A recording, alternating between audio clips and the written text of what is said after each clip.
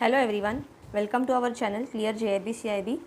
Students, आज के lecture में हम ABFM का advance business and financial management का जो मॉड्यूल A यूनिट 1 का पार्ट 6 जो लास्ट सेक्शन है ये टॉप चैप्टर का वो देखेंगे। और आज के लेक्चर में हमारा ये यूनिट 1 कंप्लीट हो जाएगा स्टूडेंट्स, जो कि बेसिक्स ऑफ मैनेजमेंट था। तो स्टार्ट करने से पहले स्टूडेंट्स हमारे चैनल को सब्सक्राइब कीजिएगा, बेल आइकन को प्रेस कीजिएगा। अगर वीडियो अच्छा लगे तो लाइक ज़रूर कीजिए और अगर कुछ भी डाउट हो तो कमेंट सेक्शन में आप पूछ सकते हो। स्टूडेंट्स, स्टार्ट करने से पहले मैं आपको कुछ बताना चाहती हूँ। आपको एग्ज़ाम पर्सपेक्टिव से सबसे इम्पॉर्टेंट है टेक्स्ट बुक। ओके, तो अगर आप एग्ज़ाम फर्स्ट अटैम्प्ट में इटसेल्फ क्लियर करना चाहते हो, जो CIIB की अभी 10 जून से होने वाली है, तो आपको स्टैंडर्ड मटेरियल जो ये मैकमिलन का टेक्स्ट बुक है वो रिफ़र करना है सबसे पहले। और उसके बाद में अगर आप कुछ भी एक्स्ट्रा मटेरियल रिफ़र करते हो, कुछ फ्री PDFs कुछ भी अवेलेबल सोर्सेस से, तो आप कर सकते हो। लेकिन अगर आपको कॉन्सेप्ट क्लियर चाहिए तो आपको टेक्स्ट बुक से ही जाना है। दूसरी बात ये है कि आपको कई स्टूडेंट्स हमें पूछते हैं कि मैडम हमें MCQs दे दीजिए, MCQ प्रोवाइड कर दीजिए, ताकि उससे बहुत जल्दी कंप्लीट होता है, मतलब फटाफट हो जाता है। थ्योरी करने के लिए टाइम लगता है। तो स्टूडेंट्स देखो, कई चैनल्स आपको ऐसे रहेंगे जो आपको MCQs दे देंगे, ठीक है, मतलब 200 MCQ, 500 MCQ, 100 इंपॉर्टेंट MCQ। तो MCQs से अगर आप पढ़ाई करते हो तो आपको पहली बात तो MCQs से आपका कॉन्सेप्ट क्लियर नहीं होता। और अगर आपको कॉन्सेप्ट ही पता नहीं, जो सिलेबस में आपको पोर्शन दिया है वही अगर आपका क्लियर नहीं है, तो आप कितने भी MCQ कर लो, अगर वो MCQ से क्वेश्चन नहीं आता है एग्जाम में, तो आप फेल हो जाओगे, आपकी पहले अटेम्प्ट में क्लियर नहीं होंगी। मैंने कितने स्टूडेंट्स ऐसे देखे हैं, स्टूडेंट्स जो सिर्फ MCQ से पढ़ के गए। ये मैं खुद अपने बारे में भी ये एक्सपीरियंस शेयर करना चाहती हूँ कि फर्स्ट टाइम मैंने जब एग्ज़ाम दिया था तो मैं MCQs करके गई थी और मैं फेल हो गई थी, कोई भी सब्जेक्ट मेरा नहीं क्लियर हुआ था। एंड फिर मैंने सेकेंड अटेम्प्ट में अच्छे से ये टेक्स्ट बुक से किया था, वर्ड टू वर्ड, और फिर मेरा क्लियर हो गया था। तो आई वुड सजेस्ट आप MCQ करो, लेकिन पहले नहीं बाद में। पहले आपको जो कॉन्सेप्ट है, जो कि आपका सिलेबस दिया है, जैसे कि अभी हम ABFM पढ़ रहे हैं, मैनेजमेंट का सब्जेक्ट पढ़ रहे हैं, तो उसमें जितने भी डेफिनेशंस आते हैं, जितने भी इंपॉर्टेंट टॉपिक्स आते हैं, मुझे वो टॉपिक्स उनका मीनिंग समझना ज़रूरी है। वो सिलेबस में क्या क्या दिया है, और उस वर्ड टू वर्ड जब तक मैं वो कॉन्सेप्ट नहीं समझूंगी तो तब तक मैं एग्ज़ाम में अटेम्प्ट नहीं कर पाऊंगी। जिन जिन बच्चों ने इसके पहले भी एग्ज़ाम दिया है, जैसे CIB और JIB ऑल्सो, आजकल एग्ज़ाम में डायरेक्ट क्वेश्चन नहीं आता। पहले ऐसा होता था कि आप कुछ MCQ करके जाओ और फिर एग्ज़ाम में डायरेक्टली आ जाता था। अभी ऐसा हो गया है, IIBF ऐसे क्वेश्चन पूछता है स्टूडेंट्स कि अगर आपके कॉन्सेप्ट क्लियर नहीं है तो वो एग्ज़ाम आप क्लियर नहीं कर पाओगे। ओके, अगर आपका कॉन्सेप्ट क्लियर है, आपका बेसिक कॉन्सेप्ट क्लियर है, तो आप वो कॉन्सेप्ट पे बेस्ड कितना भी हाई लेवल का क्वेश्चन, ट्रिकी क्वेश्चन अगर IIBF पूछता है तो आप उसको डेफिनेटली अच्छे से अटेम्प्ट कर पाओगे। तो मेरी आप सबसे यही रिक्वेस्ट है कि आप सबसे पहले जो अपना स्टैंडर्ड टेक्स्ट बुक है उससे सब कॉन्सेप्ट क्लियर करें। और एक बात मैं बताना चाहती हूँ कि सभी स्टूडेंट्स जो हमेशा बोलते हैं कि मैम हमें टाइम नहीं मिलता, टाइम कैसे मैनेज करें, एग्ज़ाम क्लियर करना है, लेकिन हमें पता है कि सभी को अभी वर्किंग है, हम सब जन, और जॉब करते करते हमें ये एग्ज़ाम का पढ़ाई करना है, एग्ज़ाम क्लियर करना है। तो मैं आपको सजेस्ट करूँगी, देखिए आपको हमें हर रोज़ टाइम मिलेगा ही इसका गारंटी नहीं है। कभी कभी किसी जन को शाम को लेट होता है ऑफिस से आने में, तो आप कोशिश कीजिए अगर शाम को आप आधा घंटा 1 घंटा अगर निकाल सको। लेकिन अगर आप नहीं निकाल सकते हो तो जो वीकेंड होता है ना स्टूडेंट्स, वो आप यूटिलाइज़ कीजिए। जो सैटरडे संडे का छुट्टी रहता है, कोई बैंक हॉलीडे आता है, या कभी अगर किसी को मॉर्निंग में थोड़ा टाइम मिलता है, मॉर्निंग अगर किसी को लेट जाना है ब्रांच में, तो आप मॉर्निंग में आधा 1 घंटा 2 घंटा अगर आपको मिलता है तो यूटिलाइज़ कीजिएगा। और इसीलिए वीडियो सोर्सेज जो है वो बहुत इंपॉर्टेंट रोल प्ले करते हैं। मैंने भी जब पढ़ाई किया था स्टूडेंट्स, तो जब हम फर्स्ट टाइम टेक्स्ट बुक से कोई भी डेटा पढ़ते हैं तो वो समझने में टाइम लगता है। तो आई वुड सजेस्ट जो हमारे वीडियो लेक्चर्स है सभी सब्जेक्ट के CIIB के, वो आप कहीं पे भी, अगर आप ट्रेन में ट्रैवल कर रहे हो, आप बस में ट्रैवल कर रहे हो, सपोज़ आप बैंक में हो, ठीक है, आप ऑफिस में हो और आप अगर आपका ज़्यादा काम नहीं है हैवी, और ऐसा मतलब लाइट काम है या लंच टाइम है, तो कान में आप कॉर्ड्स या ब्लूटूथ डाल के भी ये वीडियो सुनते सुनते अगर काम करना अगर पॉसिबल है, मैं ऐसा नहीं बोलती पॉसिबल ही होगा, नहीं, सब जगह नहीं पॉसिबल हो सकता। मे बी आप बैक ऑफिस में रहोगे या जहाँ पे जिस जन को ये पॉसिबल है, जहाँ पे भी, चाहे आप ट्रैवलिंग में हो, घर पे हो या ऑफिस में हो, आप कान में कॉर्ड डाल के एक वीडियो सुन लो। अगर 2-3 बार भी आप सुन लोगे तो डेफिनेटली वो सब्जेक्ट का जो भी कॉन्सेप्ट है आपके दिमाग में क्लियर होगा। और फिर जब घर आके आपको जब भी टाइम मिलेगा, ज़रूरी नहीं उसी दिन टाइम मिले, मे भी आपको वो वीकेंड में टाइम मिल सकता है, तो आप वही वीकेंड में जो आपने वीडियो पढ़ा है, अभी आप एक वीडियो 2-3 बार देखोगे तो ऑब्वियसली आपको कॉन्सेप्ट क्लियर हो जाएगी, ठीक है, आपको समझेगा कि क्योंकि ये ईजी है, मैंने बहुत ही ईजी लैंग्वेज में जहाँ पे सबको समझ रहा है वो लैंग्वेज में मैं एक्सप्लेन कर रही हूँ। तो अगर आप फिर उसको 1-2 बार 2-3 बार सुन के, कॉन्सेप्ट क्लियर जब तक नहीं होता, सुन के बाद में जब भी टाइम मिलेगा घर आके आप टेक्स्ट बुक से वही चैप्टर पढ़ लो, ठीक है। अगर आप PDF वर्जन लेते हो इसका किंडल एडिशन बुक का तो वैसे भी चलेगा। तो डेफिनेटली मैं श्योरली कह सकती हूँ आपको कोई भी कॉन्सेप्ट ऐसा नहीं रहेगा जो आपको क्लियर नहीं रहेगा। तो पढ़ाई करने का और एग्ज़ाम फर्स्ट अटेम्प्ट में क्लियर करने का यही सही तरीका है कि आपको स्टैंडर्ड टेक्स्ट बुक से जाना है, पहले आपको सिलेबस कवर करना है। और मुझे पता है सबको टाइम नहीं मिलेगा टेक्स्ट बुक पढ़ने के लिए हमेशा, तो आप सिर्फ वीडियो लेक्चर्स भी मल्टीपल टाइम्स देखते हो, तो अगर आपको टाइम नहीं भी मिलता है टेक्स्ट बुक से पढ़ाई करने तो it is okay, no problem with it. Okay, so अभी लेट अस स्टार्ट। सब इंपॉर्टेंट डिस्कशन हो गया स्टूडेंट। लास्ट लेक्चर में हमने क्या देखा था, स्ट्रैटेजीज, ठीक है। स्ट्रैटेजिक मैनेजमेंट क्या होता है, उसके डेफिनेशंस, फिर उसके क्या क्या कंपोनेंट्स रहते हैं, जैसे कि mission, vision, clients, resources, present, future, फिर प्लान और स्ट्रैटेजी के बीच में डिफरेंस क्या है। देन स्ट्रैटेजीज के कितने कितने टाइप्स है, कॉर्पोरेट स्ट्रैटेजी है, बिजनेस स्ट्रैटेजी है, फंक्शनल स्ट्रैटेजी है, ठीक है। और फिर हमने ये सब देखा था। अभी आगे ये लेक्चर में हम क्या देखेंगे students, elements of strategic management. जो स्ट्रैटेजिक मैनेजमेंट हम बहुत इंपॉर्टेंट टॉपिक पढ़ रहे हैं, इसके एलिमेंट्स क्या है। Okay, so let us start. देखिए, strategic management has 4 basic elements. Strategic management के इंपॉर्टेंट 4 बेसिक एलिमेंट्स है। ये बहुत इंपॉर्टेंट है एग्जाम पर्सपेक्टिव से स्टूडेंट, आपको कंफर्म क्वेश्चन आएगा, याद रखना है। पहला कंपोनेंट है एनवायरमेंटल स्कैनिंग, जिसे कॉन्टेक्स्ट भी कहते हैं। दूसरा कंपोनेंट है स्ट्रैटेजी फॉर्मुलेशन, तीसरा है स्ट्रैटेजी इंप्लीमेंटेशन और चौथा है स्ट्रैटेजी इवैल्यूएशन एंड कंट्रोल, ठीक है। तो देखते हैं क्या बोला है ये सब कंपोनेंट्स में। पहला है कॉन्टेक्स्ट, मतलब environmental scanning. This refers to monitoring, evaluation and dissemination of information received from internal and external environments. इसमें जो इंटरनल और एक्सटर्नल एनवायरमेंट है बिजनेस के, वहाँ से हमें जितनी भी इन्फॉर्मेशन मिलती है बाहर से, वो सभी का मॉनिटरिंग और इवैल्यूएशन करता है। The information is provided to key people in organization with overall objective of identifying both internal as well as external strategic factors which can impact both future of organization, ठीक है। मतलब जो ये environmental scanning वाला phase है ना students, इसमें क्या करना है कि आपको जो भी जितने भी इंटरनल और एक्सटर्नल जगह से इन्फॉर्मेशन मिल रहे हैं, ठीक है, उसमें से वो इन्फॉर्मेशन के जो भी इंपॉर्टेंट स्ट्रैटेजिक फैक्टर्स है उनको समझना है और उनका इम्पैक्ट अपने बिजनेस पे फ्यूचर में कैसा होगा, ठीक है।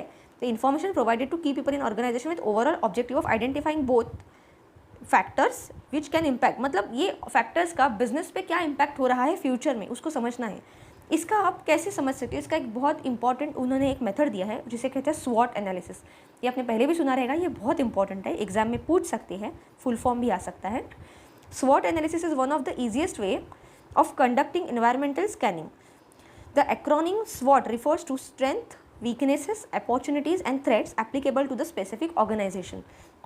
तो कोई भी बिजनेस के इंटरनल और एक्सटर्नल फैक्टर्स क्या क्या बिजनेस में हमारे ऑर्गेनाइजेशन में इफेक्ट करने वाले हैं प्रेजेंट में, फ्यूचर में, इसके लिए उसका जो एनालिसिस करते हैं उसी को कहते हैं स्वॉट एनालिसिस, ओके। और स्वॉट का फुल फॉर्म क्या है, strengths, weaknesses, opportunities and threats, ठीक है। तो देखते हैं ये क्या है। Strengths and weaknesses form part of internal environment of an organization and could cover the organization structure, resources available to organization, overall organizational culture।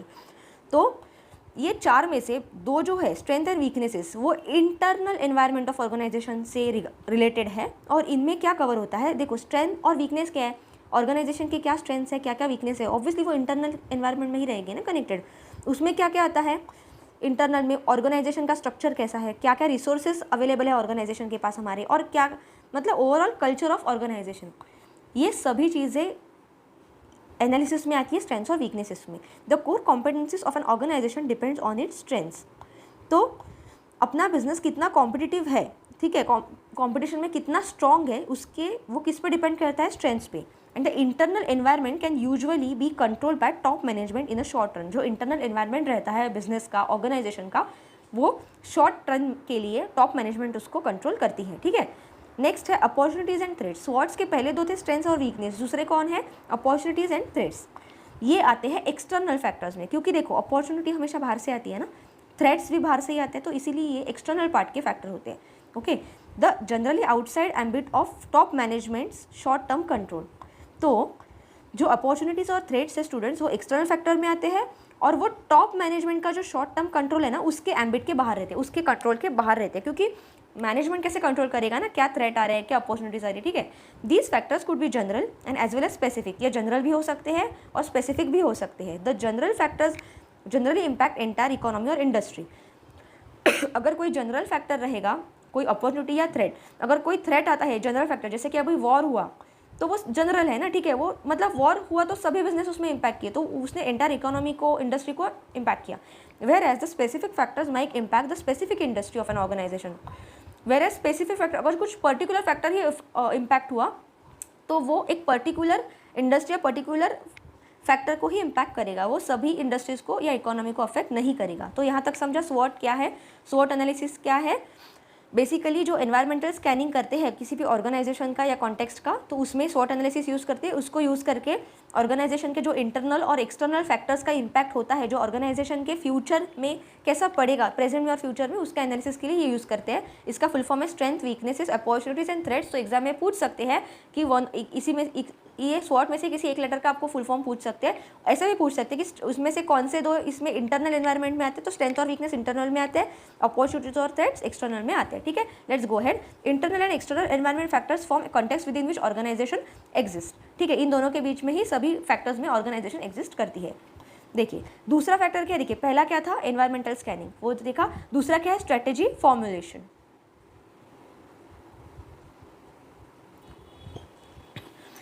देखिए स्ट्रैटेजी फॉर्मुलेशन नाम से पता चलता है कि स्ट्रैटेजी फॉर्म करना यहाँ पे इंपॉर्टेंट होता है। Strategy formulation requires on the basis of information gathered from situational analysis to set strategic direction through business mission and vision statements and establish strategic objectives. Basically strategy formulation में आपको जो भी analysis से information मिली है उससे एक strategy form करनी होती है, एक स्ट्रैटेजिक डायरेक्शन क्या रहनी चाहिए हमारा बिजनेस रन करने के लिए, और क्या मिशन होना चाहिए बिजनेस का, और क्या विजन होना चाहिए, इसके स्टेटमेंट्स बनाना और स्ट्रैटेजिक ऑब्जेक्टिव्स को एस्टैब्लिश करना to reach their end generate evaluate and select corporate business functional strategies to pursue. तो हमारे बिजनेस ने क्या क्या स्ट्रैटेजीज यूज़ करनी चाहिए ताकि वो कॉर्पोरेट लेवल पे बिजनेस और फंक्शनल, देखिए ये तीनों स्ट्रैटेजी हमने देखे थे ना अभी यहाँ पे जस्ट, कि कौन सी तीन स्ट्रैटेजी है, क्या क्या स्ट्रैटेजी उसने यूज़ करनी चाहिए, कॉर्पोरेट स्ट्रैटेजी, बिजनेस और फंक्शनल स्ट्रैटेजी, ताकि वो स्ट्रैटेजी फॉर्म करके बिजनेस का गोल अचीव कर सके, ठीक है। और क्या क्या मिशन और विजन स्टेटमेंट्स होने चाहिए और कैसे डायरेक्शन में उसने वर्क करना चाहिए, ये सभी चीज़ें आती है स्ट्रैटेजिक फॉर्मुलेशन के अंदर, ठीक है। Creating vision is essential act of leadership. ना हम यहाँ पे देखेंगे कि विजन और मिशन क्या है और इसमें डिफरेंस क्या है, ठीक है। विजन क्या रहता है, देखिए विजन मतलब हम एक विजन रखते हैं कि हमें ऐसा ऐसा करना है, ऐसा ऐसा जाना है, ठीक है। तो creating vision is an essential act of leadership. Vision must relate to expectation of its customers while being grand enough and imaginative through fuel of employ spirit. तो विजन कैसे बनाई जाती है, एम्प्लॉयज़ का स्पिरिट जो रहता है वही एज अ फ्यूल एक्ट करता है विजन बनाने में, और वो एक ग्रैंड होनी चाहिए और वो सफिशिएंट होनी चाहिए हमारे गोल को अचीव करने के लिए, ठीक है। Vision gives organisation its energy. कोई भी ऑर्गेनाइजेशन को अपनी एनर्जी देती है उसकी विजन काम करने के लिए उसके एम्प्लॉयज़ को। Vision usually requires a leap of faith, उसमें फेथ होना ज़रूरी है, एंड एक्ट ऑफ करेज, मतलब करेज से काम करना है, रिस्क भी लेने हैं और हाई गोल अचीव भी करने हैं। और vision is an optimistic inspiring picture that brings with it responsibility to make it happen. Vision एक ऐसी पॉजिटिव थिंग है जहाँ पे आप एक दिमाग में एक इंस्पायरिंग पिक्चर क्रिएट करते हो कि मुझे ये गोल तक इतना टारगेट तक रीच करना है, इतना गोल मुझे अचीव करना है अपने ऑर्गेनाइजेशन में, बिजनेस में, और उसकी रिस्पॉन्सिबिलिटी लेके कोशिश करते हो वो एक्चुअल में रियलिटी में लाने का, उसी को कहते हैं विजन, ठीक है। और vision is a dream of greatness, इसीलिए विजन को एक ड्रीम ऑफ ग्रेटनेस भी कहते हैं। आई होप यहाँ तक आपको समझा कि विजन क्या होता है, ठीक है। आगे देखते हैं। Vision is a simple statement और understanding of what firm will be in future, और vision is a forward looking and identifies desire long term status. देखिए बेसिकली विजन एक नॉर्मल स्टेटमेंट रहता है जिसमें फर्म फ्यूचर में क्या करने वाली है, ठीक है, उसी का एक स्टेटमेंट रहता है विजन। और जो विजन रहता है वो हमेशा लॉन्ग टर्म स्टेटस में फोकस करता है, वो शॉर्ट टर्म में फोकस नहीं करता, ठीक है। Vision statement should answer the basic questions what we want to do, what we want to become, ठीक है। विजन स्टेटमेंट हमेशा क्या सवाल पूछता है कि हमें क्या बनना है, ठीक है।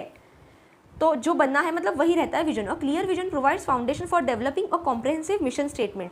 अगर विजन क्लियर रहेगी ना स्टूडेंट्स तो एक कॉम्प्रहेंसिव मिशन स्टेटमेंट बना सकते हैं। Many organizations have both vision and mission statement, ठीक है, but vision statement should be considered first and foremost. देखिए बहुत सारे ऑर्गेनाइजेशन का दोनों रहता है, विजन और मिशन स्टेटमेंट भी रहता है, लेकिन हमेशा विजन स्टेटमेंट, हम आगे भी देखेंगे मिशन स्टेटमेंट क्या है स्टूडेंट्स, लेकिन अभी आप समझिए कि विजन स्टेटमेंट क्या होता है।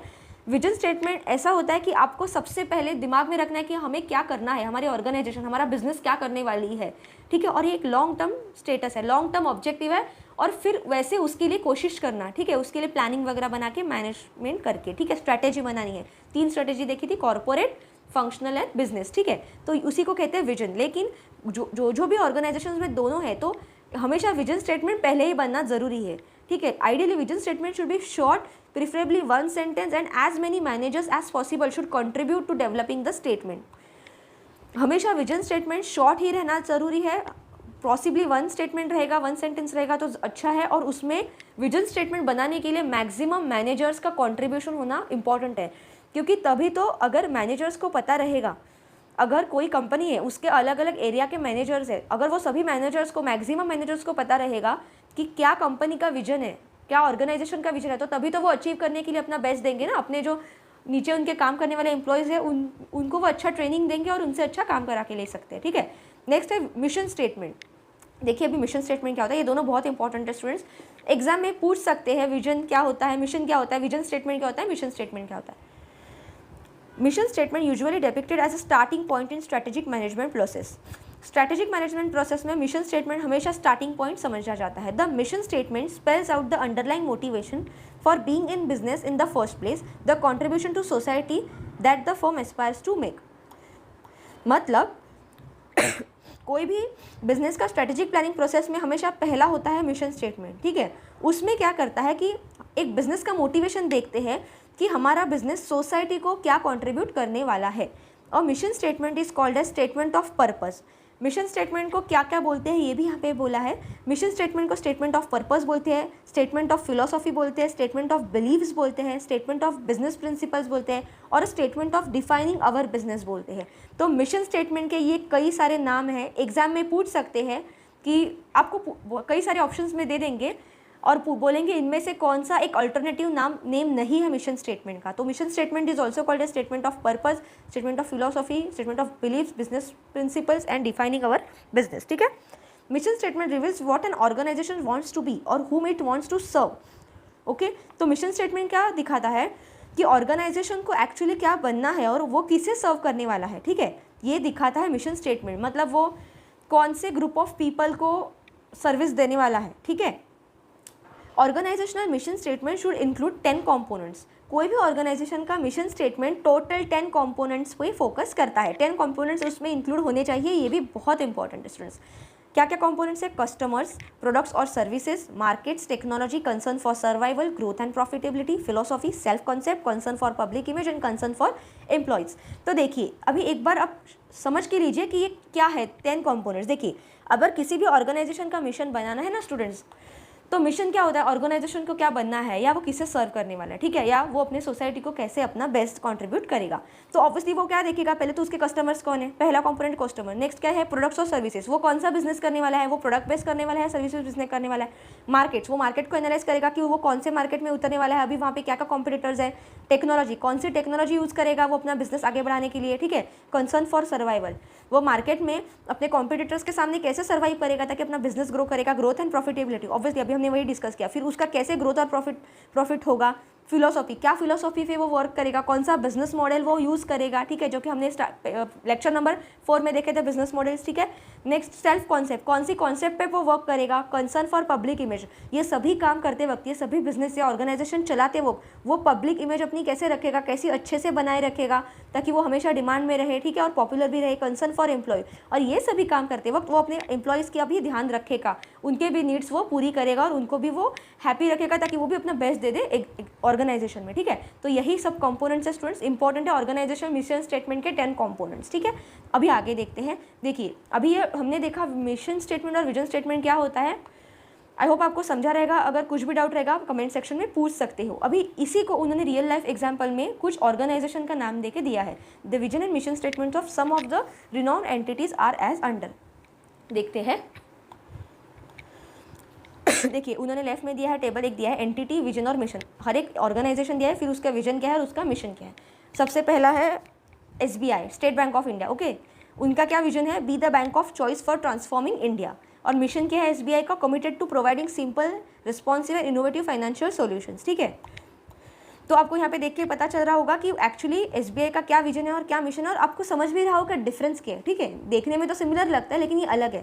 मतलब विजन क्या है, उन्होंने एक मोटो जैसा बनाया कि B the bank of transforming India, मतलब कैसे वो बैंक को एग्जैक्टली वो उन्होंने ऊपर क्वेश्चन पूछा था ना, what we want to become, vision statement में तो वही तो दिया है, become bank for choice for transforming India, ठीक है। और मिशन क्या दिया है, कमिटेड टू प्रोवाइड, मतलब वो कैसे सोसाइटी को अपना बेस्ट कंट्रीब्यूट करेंगे, तो वो कमिट करेंगे providing simple responsive innovative financial solutions, ठीक है। नेक्स्ट ऑर्गेनाइजेशन है गूगल। गूगल का विजन क्या देखते हैं, थोड़ा बड़ा पैराग्राफ है, पढ़ते हैं आपको समझ में आ जाएगा, वेरी इजी है।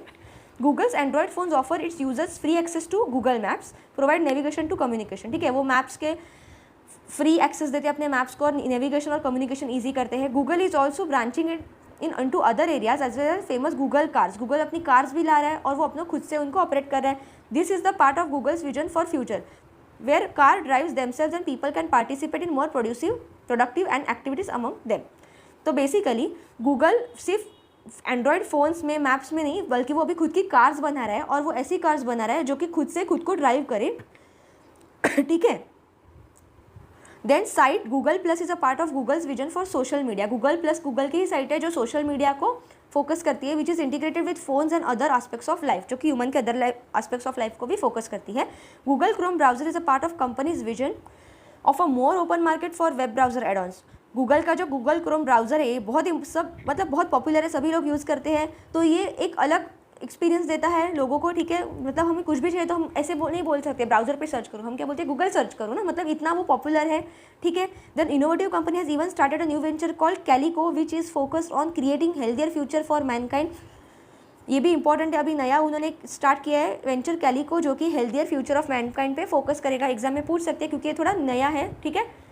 अभी ये था गूगल का विजन। मिशन देखते हैं गूगल का क्या है, to organise world's information and make it universally accessible and useful. तो मतलब वो कैसे कंट्रीब्यूट करेगा सोसाइटी को, गूगल वो लोगों के मतलब इन्फॉर्मेशन सभी को यूनिवर्सली अवेलेबल करेगा, एक्सेसिबल और यूजफुल इन्फॉर्मेशन देगा।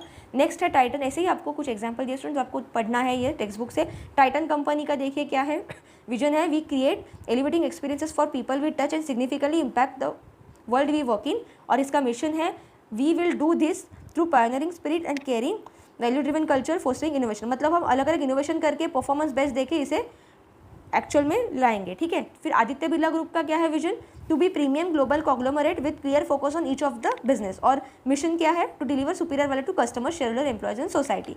नेक्स्ट है पीएनबी। पीएनबी का क्या विजन है, टू बी, देखिए क्या बनना है बैंक को, वही है ना, तो क्या दिया, to be most prefer bank, best place to work in और best benchmark of for external benchmark of external for industry. तो ये बनना है पीएनबी को, क्या है विजन। और मिशन क्या है, creating value for its customers, investors, employees for being the first choice of all stake holders. तो आप टेक्स्ट बुक में देख सकते हो स्टूडेंट्स, ये कुछ कंपनीज हैं, उनके विजन और मिशन स्टेटमेंट्स दिए, इससे आप कंपेयर कर सकते हो, आपको एकदम क्लियर हो जाएगा आइडिया कि क्या होता है ये, ठीक है।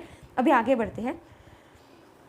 देखिए स्टूडेंट्स, अभी तो ये हुआ कि पहला हमने देखा एनवायरमेंटल स्कैनिंग, दूसरा था स्ट्रेटेजी फॉर्मुलेशन। स्ट्रेटेजी फॉर्मुलेशन में हमने क्या देखा, विजन और मिशन स्टेटमेंट्स, ठीक है। अभी नेक्स्ट क्या है, तीसरा है स्ट्रेटेजी इम्प्लीमेंटेशन, वही देखते हैं अभी यहाँ पे।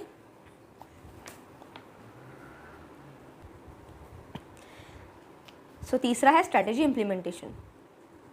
Successful strategies are dependent on an effective implementation.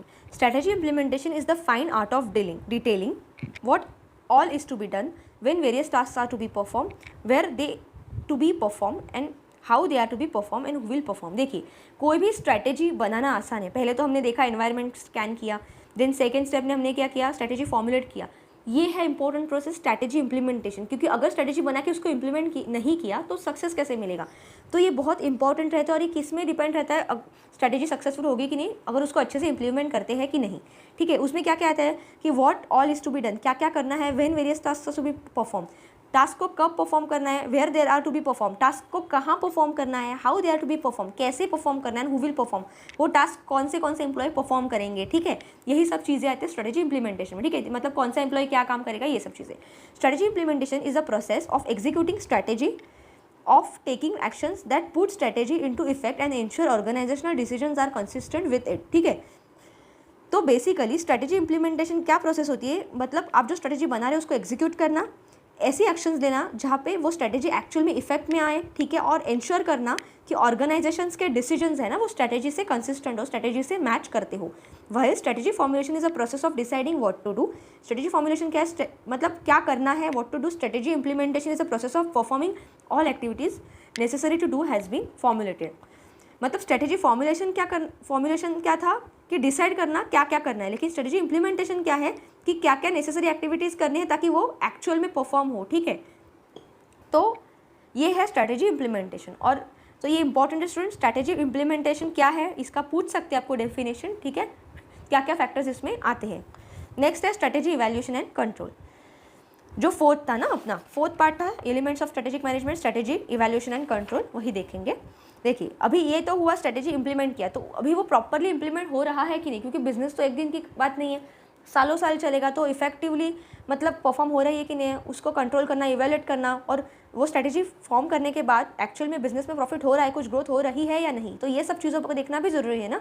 इसीलिए ये स्टेप इंपॉर्टेंट हो जाती है, strategy evaluation and control. Strategy evaluation and control is a logical step to obtain feedback from strategies performance and taking corrective actions if needed in the light of constant external and internal changes. देखिए हमने starting में ही देखा था कि strategy में हम changes कर सकते हैं। तो अगर कोई भी स्ट्रेटेजी हमने इंप्लीमेंट की, ठीक है, और स्ट्रेटेजी का परफॉर्मेंस देखना भी जरूरी है ना कि वो स्ट्रेटेजी इंप्लीमेंट करने के बाद वो सक्सेसफुल हो रही है या नहीं। अगर वो नहीं हो रही है तो वो फीडबैक लेके करेक्टिव एक्शन लेना भी ज़रूरी है, ठीक है।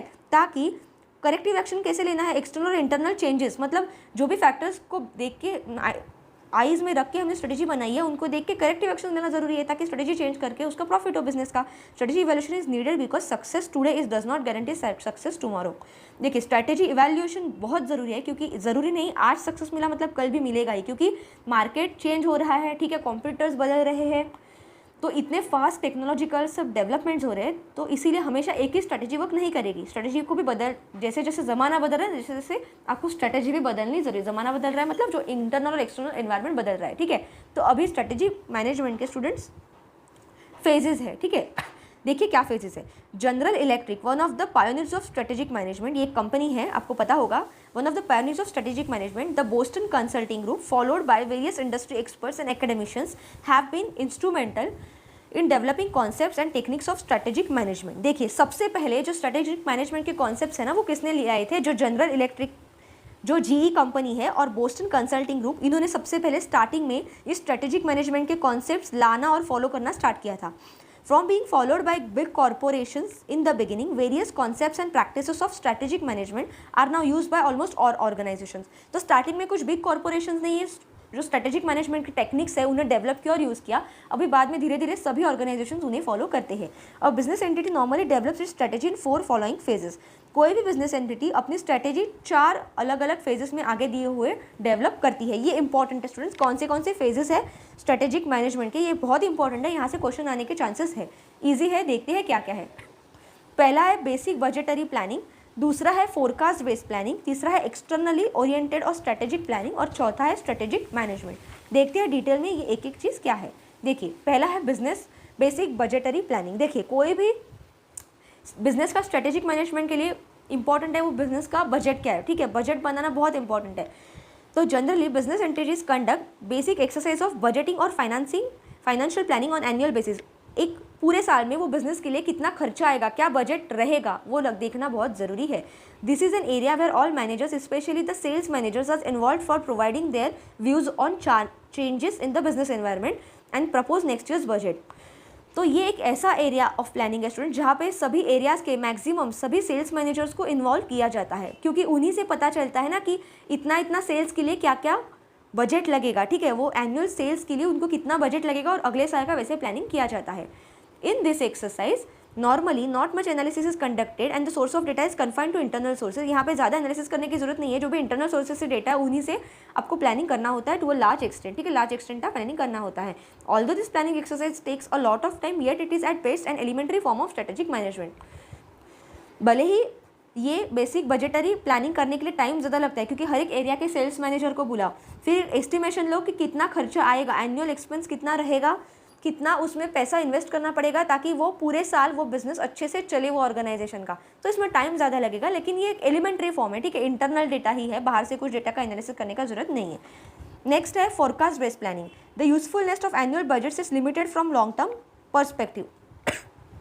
देखिए जो एनुअल बजट्स थे ना वो लिमिटेड थे, ठीक है, मतलब usefulness of annual budget limited from long term perspective. ये जो बजटरी प्लानिंग था ना ये एनुअल था, ये एक साल के बेसिस पे ही था, लेकिन फोरकास्ट बेस्ड प्लानिंग है ना ये लॉन्ग टर्म पर्सपेक्टिव पे फोकस करेगा। This has prompted managers to go in for a model of long term, so project having term longer than a year may be consider. तो जो project more than long term में जो consider करते हैं, जो भी long term projects है जिसमें मोर देन ईयर लगता है, वो ये ऐसी प्लानिंग को प्रीफर करते हैं। This necessitates the compilation of long term environmental data in addition to the information available internally so as to enable managers to prepare plans for more than 1 year. तो ये ऐसे बिजनेसेस को focus करेगा जो कि more than 1 year long term environment पे focus करते हैं, लॉन्ग टर्म पे फोकस करते हैं। तो वो ये क्या करेगा, बेसिकली आपको लॉन्ग टर्म एनवायरमेंट डेटा, चाहे वो इंटरनल डेटा हो एक्सटर्नल, वो मंगाएगा, वो डेटा को कलेक्ट करेगा और उसके बेसिस पे वो कंपनी के ऑर्गेनाइजेशन के मैनेजर्स को बोलेगा कि आप प्लान प्रिपेयर करो जो कि मोर देन 1 ईयर का रहेगा, ठीक है। यहाँ तक समझा। फोरकास्ट बेस्ड नाम से पता चला है फोरकास्ट मतलब कुछ लॉन्ग टर्म प्लान कर रहा है, ठीक है। मोर देन 1 ईयर का जो भी बड़ा बिजनेस मतलब लॉन्ग टर्म वाला बिजनेस रहेगा, तो यहाँ पे मैनेजर्स को बुला के बोलते हैं कि आप मोर देन 1 ईयर का प्लान बनाओ और उसमें सभी फैक्टर्स को फोकस में, चाहे वो इंटरनल या एक्सटर्नल, ठीक है। एक्सट्रापोलेशन टेक्निक्स में B use here for predicting, ठीक है। यहाँ पे आपको दिया इंटरनली, लेकिन वो एक्सटर्नल फैक्टर्स भी उनको समझ में रखना जरूरी है, ठीक है। एक्सट्रापोलेशन टेक्निक्स में B use here for predicting. देखिए एक्सट्रापोलेशन मतलब क्या, ये एक न्यू टर्म आई है। यहाँ पे जो करंट वैल्यूज रहती है ना, करंट जो भी फिगर्स रहते हैं, जो भी इंपॉर्टेंट डेटा रहता है करंट का, उसके बेसिस पे एक प्रेडिक्शन लगाना, एक एस्टिमेशन लगाना कि फ्यूचर में हमें क्या क्या रिक्वायरमेंट, कितना डेटा या कितना मनी लग सकता है। सपोज पिछले 3 या 4 साल का अगर डेटा एनालाइज करें तो वो करंट वैल्यूज़ को देख के अगले साल या अगले 2-3 साल में और कितना पैसा लग सकता है, कितना बजट लग सकता है, ये ऐसा डेटा, ये सब चीज़ों को मतलब करंट वैल्यू से फ्यूचर के डेटा को एस्टिमेट करना, उसे कहते हैं एक्सट्रापोलेशन। तो वो टेक्निक भी ये फोरकास्ट बेस्ड प्लानिंग में यूज़ कर सकते हैं, ठीक है। However this phase also needs a lot of management time to ensure preparation of forecast in scientific manner. इसका मतलब ये है कि इसके लिए बहुत ज़्यादा मैनेजमेंट टाइम भी लगता है, क्योंकि हर मैनेजर को बुलाओ और उसको मोर देन 1 ईयर का प्लान बनाने के लिए बोलो तो ऑब्वियसली वो बहुत बड़ी चीज़ है ना, बहुत बड़ा प्रोसेस है, उसके लिए टाइम तो ज़्यादा लगेगा। तो इसमें साइंटिफिक मैनर का भी फोरकास्ट प्रीफर करते हैं। The flip side of this type of planning is the competition among managers is to get larger for allocation for the area of operation. लेकिन इसकी एक दूसरी साइड क्या है कि देखिए अलग अलग एरिया के मैनेजर को अगर आप बुलाओगे और पूछोगे कि हमें एस्टिमेट दो कि मोर देन 1 ईयर का आप एक प्लानिंग बनाओ जिसमें कितना खर्चा आएगा हमें बताओ, तो ऑब्वियसली मैनेजर कोशिश करेंगे हर एक एरिया की कि वो अपने एरिया के लिए ज़्यादा से ज़्यादा लार्जर एलोकेशन ऑफ फंड्स ले ले ताकि वो ज़्यादा बिजनेस लेके आ सके, ज़्यादा बिजनेस कर सके। तो वो मैनेजर्स में ही आपस में कंपटीशन लग जाएगी। A lot of time is spent on meetings for providing justification of और assumptions and for evaluating proposals with a period ranging from 3 to 5 years.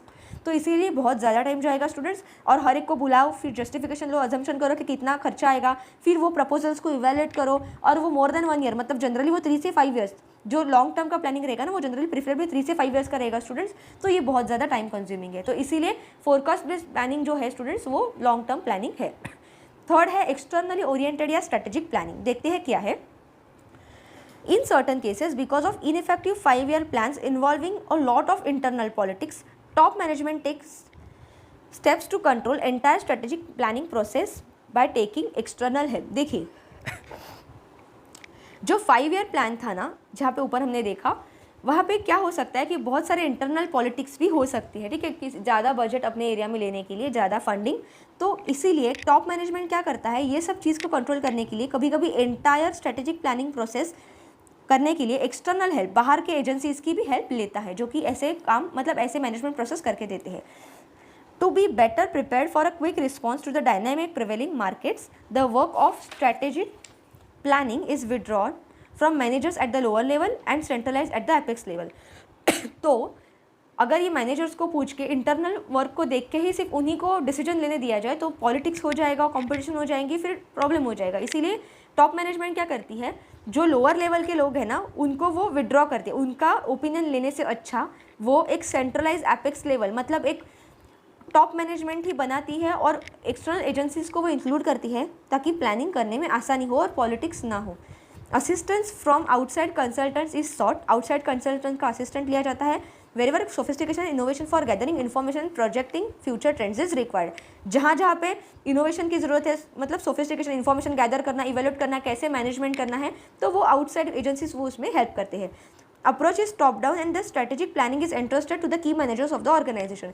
Obviously यहाँ पर टॉप डाउन अप्रोच रहेगा, जो टॉप मैनेजमेंट है, जो कि सेंट्रलाइज एपेक्स लेवल है, वही यहाँ पे सब कंट्रोल करेगी और मैनेजर्स को ट्रस्ट करके उनको काम करने बोला जाएगा। Led by the top in house planning expert, जो इन हाउस प्लानिंग एक्सपर्ट्स हैं उनका राय लेके उन मैनेजमेंट को ट्रेन किया जाएगा, मैनेजर्स को ट्रेन किया जाएगा। The process involves formulation of formal strategy bye top executives and implementation by lower level managers. जो डिसीजंस है, क्या स्ट्रेटेजी फॉर्मुलेट करनी है, कैसे इंप्लीमेंट करनी है, उसका डिसीजन कौन लेंगे? Top executive. और उसको इंप्लीमेंट फॉलो कौन करेंगे? रियल में लो लेवल मैनेजर्स। तो इसमें मैनेजर्स का काम ना कि एस्टिमेशन देना कितना बजट लगेगा, ना कि डिसीजन देना, बस उनका काम रहता है जो टॉप मैनेजमेंट का डिसीजन है टॉप लेवल एग्जीक्यूटिव्स का, वो फॉलो करना, इम्प्लीमेंट करना। The plan is typically prepared for 5 year period. ठीक है, ये इंपॉर्टेंट है। ये जो स्ट्रेटेजिक प्लान रहता है वो 5 साल के लिए बनाया जाता है generally with help of external consultant का हेल्प लेके, but bare minimum contribution of lower level managers. यहाँ पे लोअर लेवल मैनेजर का ज़्यादा राय लिया नहीं जाता, उनको सिर्फ इंप्लीमेंट करना रहता है जो भी डिसीजन होता है। ठीक है, तो ये किस में था? एक्सटर्नली ओरिएंटेड स्ट्रेटेजिक प्लानिंग में था। अभी लास्ट है स्टूडेंट्स स्ट्रेटेजिक मैनेजमेंट। ठीक है, ये क्या हम पढ़ रहे हैं स्टूडेंट? ये टाइप्स है स्ट्रेटेजी इवैल्यूएशन और कंट्रोल में, जो बिजनेस एंटिटी को कौन से फेजेस फॉलो करने चाहिए। ठीक है, कि कौन से फेजेस रहते हैं जब वो स्ट्रेटेजी डेवलप करता है, उसके लास्ट फेज है स्ट्रेटेजिक मैनेजमेंट। एंड ये बहुत इंपॉर्टेंट है स्टूडेंट्स, देखते हैं क्या है।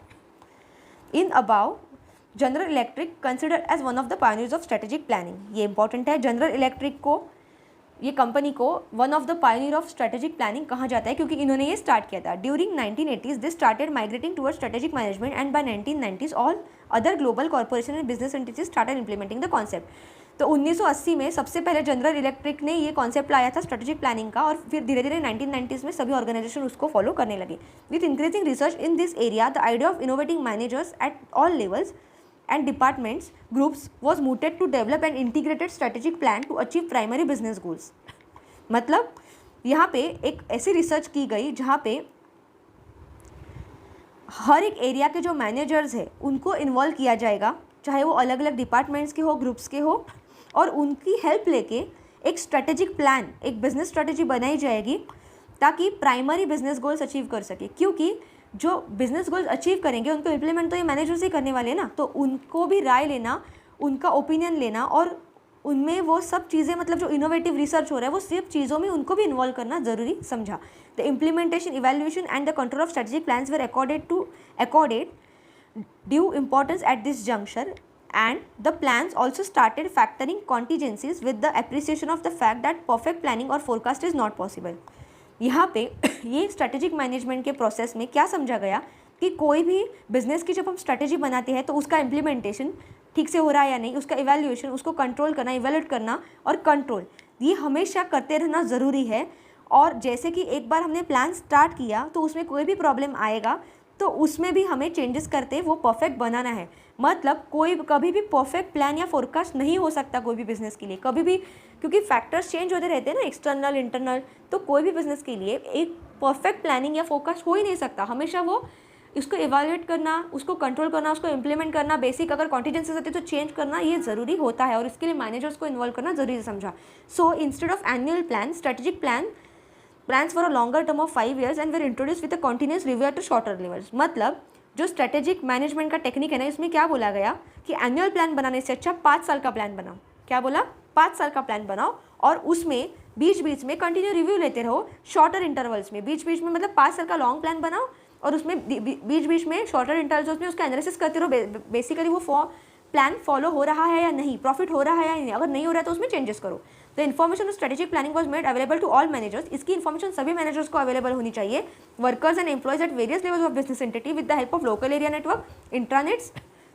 और ये जो प्लान बनाया है, जो हमें लॉन्ग टर्म में फॉलो करना है और शॉर्टर लेवल्स में उसको हम इवैल्यूएट भी कर रहे हैं, इसका प्लान ये सभी को पता होना जरूरी है, चाहे वो मैनेजर हो, वर्कर हो, एम्प्लॉय हो, सभी को, ताकि वो अच्छे से उसको फॉलो करके आउटपुट दे। ठीक है, और वो लोकल एरिया नेटवर्क, मतलब इंटरनेट से वगैरह यूज़ करके उनको वो इन्फॉर्मेशन दे दे। External consultants to help to develop strategic plans come into picture. और यही सब चीज़ें डेवलप करने के लिए पिक्चर में आते हैं एक्सटर्नल कंसल्टेंट्स, ठीक है, कि ये स्ट्रेटेजिक प्लान कैसे डेवलप किया जाए।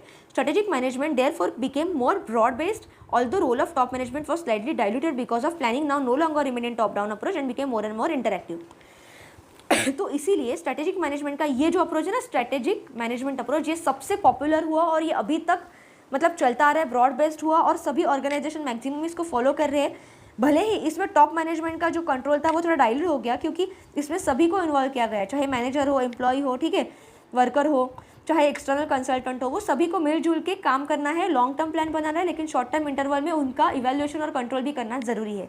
तो इसीलिए सबसे इफेक्टिव माना जाता है स्ट्रेटेजिक मैनेजमेंट की ये फेज, ठीक है। तो अभी देखते हैं इसके बेनिफिट्स क्या है। Benefits of strategic management. Strategic management deals with performance and growth over a long term. Obviously long term में क्या परफॉर्मेंस और ग्रोथ होनी चाहिए, उसी से वो डील करता है। While certain companies may do well with a short term, consistent in performance over a long term may prove to be difficult for them. ऐसी कई कंपनियां हैं जो शॉर्ट टर्म में अच्छा काम करती है, अच्छा परफॉर्म करती है, लेकिन लॉन्ग टर्म में उनके लिए सर्वाइवल बहुत डिफिकल्ट हो जाता है। एग्जाम्पल देखते हैं। If we compare original 1917 list of top 100 companies in the Forbes list with today's list, 1917 की फोर्ब्स की टॉप 100 जो कंपनीज रहती है दुनिया में, वो लिस्ट को अगर हम आज की लिस्ट से कंपेयर करें, then we will find that only 13 companies will survive till date. मतलब 1917 में जो 100 कंपनीज थी फोर्ब्स में टॉप 100 रिचेस, उसमें से अभी सिर्फ 13 कंपनी में ही उसमें सर्वाइव करी है, मतलब बाकी नई कंपनीज ने रिप्लेस किया। इसका मतलब क्या है कि जो अभी परफॉर्म करे जरूरी नहीं वो फ्यूचर में भी परफॉर्म करेगी। तो हमेशा आपको बिजनेस स्ट्रेटेजी चेंज करना, डेवलप करना एज पर एनवायरमेंट जरूरी रहता है। So it can be safely concluded that satisfying only one present need of a people does not sufficient. मतलब सिर्फ लोगों की प्रेजेंट नीड को सेटिस्फाई करना जरूरी नहीं, आपको फ्यूचर का भी सोचना है। और business entity also needs to be proactive and keep changing as per strategic needs of company and to meet requirement of new markets. तो बिजनेस एंटिटी को हमेशा प्रोएक्टिव रहना है, एक्टिवली समझना है, ऐसा मैनेजमेंट करना है, ऐसा प्लानिंग करना है, ऐसी स्ट्रेटेजी बनानी की ना कि वो सिर्फ प्रेजेंट की नीड्स बल्कि वो फ्यूचर की भी मार्केट्स, न्यू मार्केट्स जैसे डेवलप हो रहे हैं वो रिक्वायरमेंट वो सेटिस्फाई करे। Strategic management helps business entities to outperform the entities that do not do so. मतलब स्ट्रेटेजिक मैनेजमेंट बिजनेसेस हैं, जो बिजनेस एंटिटीज है उनको बेस्ट परफॉर्म करने का, उनके लिमिट से बाहर जाके परफॉर्म करने का इंकरेजमेंट देता है। The right strategy impacts business entities performance positively. अगर एक स्ट्रेटेजी राइट हो बिजनेस की तो वो एक पॉजिटिव परफॉर्मेंस देता है कंपनी के लिए। Strategic planning continues to attain more and more importance because of ever changing business environment. तो स्ट्रेटेजिक प्लानिंग जो रहती है वो बहुत ही इंपॉर्टेंट होती जा रही है आजकल के ज़माने में, क्योंकि बिजनेस का एनवायरनमेंट इतना चेंज होता जा रहा है जैसे जैसे हम आगे बढ़ रहे हैं। तो strategic planning each and every phase पे बहुत इंपॉर्टेंट हो जाती है अगर बिजनेस को, ऑर्गेनाइजेशन को सक्सेसफुल बनाना है। For example, the changing technology has forced well-established companies like Kodak to change their business focus। इसका एग्जाम्पल देखिए कि कैसे कैसे आपको ज़माने के साथ साथ चेंज होना है। पहले जो कोडैक कंपनी थी जो कि बहुत फेमस थी, उनको जैसे जैसे चेंजिंग एनवायरनमेंट, चेंजिंग टेक्नोलॉजी हुई, उनको अपना बिजनेस फोकस भी चेंज करना पड़ा। तो the 3 most important benefits of strategic management क्या है, इंपॉर्टेंट है स्टूडेंट, याद रखना है क्या इंपॉर्टेंट बेनिफिट्स हैं स्ट्रेटेजिक मैनेजमेंट के। The management gets clear sense of strategic vision of its business entity. अगर कोई भी बिजनेस, कोई भी ऑर्गेनाइजेशन अपना स्ट्रेटेजिक मैनेजमेंट, एक प्लान बनाता है, मैनेजमेंट कैसे चलेगा, ये सभी चीज़ें, चाहे वो एम्प्लॉय को ध्यान में रखे, सबको ध्यान में रखे, employ, manager, external factor, top management, तो वो उसको एक क्लियर स्ट्रेटेजिक विजन आ जाती है कि उसका कंपनी क्या करने वाला है, क्या बनना चाहता है और कैसे बनेगा। Management is able to clearly focus on strategically important issues face by entity. तो बिजनेस एंटिटी जो भी इंपॉर्टेंट इश्यूज़ को फेस करिए तो मैनेजमेंट उसको अच्छे से फोकस करके उसमें सॉल्यूशन दे सकता है। The dynamic environment can be better understood by management. जो डायनामिक एनवायरनमेंट है बिजनेस का, ऑब्वियसली एम्प्लॉयज़ के पास इतना टाइम नहीं रहेगा मैनेजर्स के, वो इंप्लीमेंट करेंगे या एनालिसिस करेंगे, तो वो एनालिसिस का काम करना और उसमें कैसे मैनेजमेंट करना, कैसे स्ट्रेटेजी बनाना, ये अच्छे से काम कौन कर सकता है, मैनेजमेंट। ठीक है, तो ये इंपॉर्टेंट बेनिफिट्स थे स्ट्रेटेजिक मैनेजमेंट के। अभी आगे देखते हैं इंपॉर्टेंस ऑफ स्ट्रेटेजिक मैनेजमेंट क्या है। देखिए, तो strategic management continues to be patronise by big corporates. Big corporates अभी इसको बहुत अच्छे से फॉलो करते हैं। In banking and finance industry to strategic planning is given a lot of importance. Banking और फाइनेंस इंडस्ट्री में स्ट्रेटेजिक प्लानिंग को बहुत बड़ा इंपॉर्टेंस दिया है। Research into dynamic strategy thinking, that is strategy formulation implementation has become one of the main focus of academic and industry। ठीक है, कोई भी इंडस्ट्री के लिए, चाहे वो रिसर्च हो, मतलब बैंकिंग इंडस्ट्री हो, फाइनेंस इंडस्ट्री हो, जो स्ट्रेटेजी, डायनामिक स्ट्रेटेजी थिंक करना, बनाना, ठीक है, उसका इम्प्लीमेंटेशन करना, फॉर्मुलेशन करना बहुत इंपॉर्टेंट हो गया है।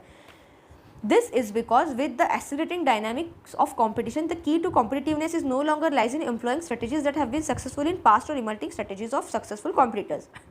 ये ऐसा क्यों हुआ?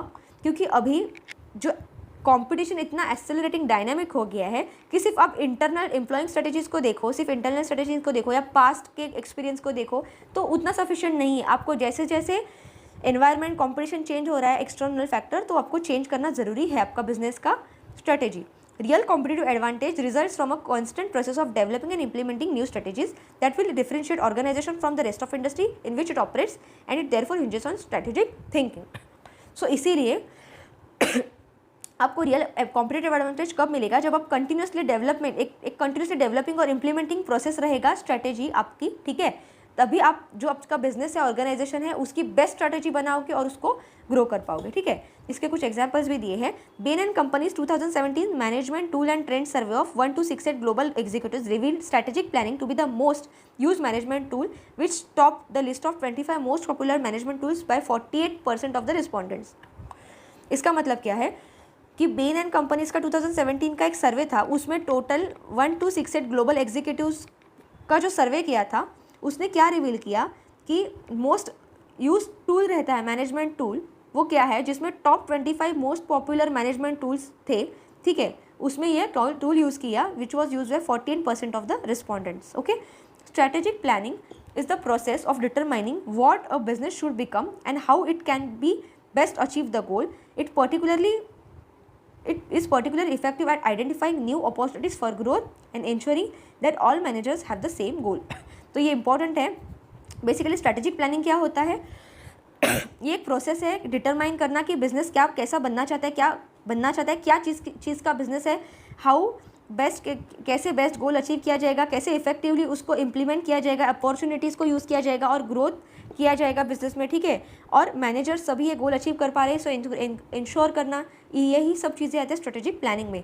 Other highly rank strategic management tools were mission and vision statements which was use by 32% of the respondents in this survey. Okay, core and competencies 30%, scenario and contingency management 19%, strategic alliances 25%। तो basically ये जो Ben और company ने सर्वे किया था ना 1268 executives का, ये उसी में से सब डेटा आपको यहाँ पे दिया है। यहाँ से इंपॉर्टेंट यही चीज़ है कि आपको स्ट्रेटेजिक प्लानिंग क्या है वो समझना है, ठीक है। A study by Joyce Nohria and Roberson of 200 firms in 50 sub industries found that without exception companies that outperform their industry peers excel at what we call 4 primary management practices। मतलब और एक फर्म थी और एक स्टडी किया गया था bye Joyce नोहारिका and Roberson, उन्होंने 200 फर्म्स का इन 50 सब इंडस्ट्रीज़ का, जो कि 50 सब इंडस्ट्रीज़ में है, उनका स्टडी किया। उन्होंने उसमें क्या पाया, तो कि उन्होंने उसमें देखा कि 4 प्राइमरी मैनेजमेंट प्रैक्टिसेस है, ठीक है। क्या है वो? स्ट्रेटेजी, एग्जीक्यूशन, कल्चर और स्ट्रक्चर। कोई भी जो ऑर्गेनाइजेशन है उनमें 4 बेसिक प्राइमरी मैनेजमेंट प्रैक्टिसेस है, स्ट्रेटेजी, एग्जीक्यूशन, कल्चर और स्ट्रक्चर। देयरफॉर अभी ये सब चीज़ें देख के हम क्या कंक्लूजन पे आते हैं, we may conclude that the strategic management is crucial for success of organisation in a long term and may mark difference between successful and unsuccessful organisation. तो ये सब चीज़ें हम देख सकते हैं। इन सब चीज़ों को देख के इन कंक्लूजन पे हम आते हैं कि कोई भी ऑर्गेनाइजेशन सक्सेसफुल होगा या नहीं, ये उसके स्ट्रेटेजिक मैनेजमेंट पर डिपेंड करता है। तो इसका लास्ट टॉपिक है बिजनेस एनवायरनमेंट एनालिसिस। देखते हैं क्या है। देखिए, business does not operate in isolation. To succeed, the management must understand environment in which operates. कोई भी बिजनेस आइसोलेशन में तो ऑपरेट नहीं करता, उसको एनवायरनमेंट देखना जरूरी है। वो एक एनवायरनमेंट में सक्सेस करता है, ऑपरेट करता है। We live in a pluralistic society and a dynamic where things are changing all the time and any point of time anything can happen at any time. हम ऐसे एनवायरनमेंट रह रहे हैं जहाँ पे कभी भी कुछ भी हो सकता है। For example, take a case of Russia Ukraine war. It is impacting all the countries and a lot of business across gold. Russia Ukraine war ने बहुत ज़्यादा बिजनेस को, अलग अलग कंट्रीज को, उनकी इकोनॉमी को इम्पैक्ट किया। हाउएवर द वॉर और acts of God like earthquake, terror attacks, floods are exceptions, but in normal course too there are other uncertainties like technological changes, advancement, ecological और social environment. मतलब अलग अलग, सिर्फ war ही नहीं, अलग अलग एक्ट ऑफ गॉड हो सकता है, अर्थक्वेक हो सकता है, टेरर अटैक हो सकते हैं, फ्लड्स हो सकते हैं, ठीक है। कुछ अनसर्टनिटी जैसे कि टेक्नोलॉजिकल चेंजेस हो सकते हैं, एडवांसमेंट हो सकते हैं, इकोलॉजिकल सोशल एनवायरनमेंट चेंजेस हो सकते हैं, रेगुलेटरी चेंजेस हो सकते हैं, political social changes, cultural demographical changes which can impact outperform, which can actually impact the performance of business. तो ये ऐसे अलग अलग फैक्टर्स है स्टूडेंट्स जो हमारे बिजनेस को एक्चुअली इम्पैक्ट कर सकते हैं, ठीक है, निगेटिव वे में भी।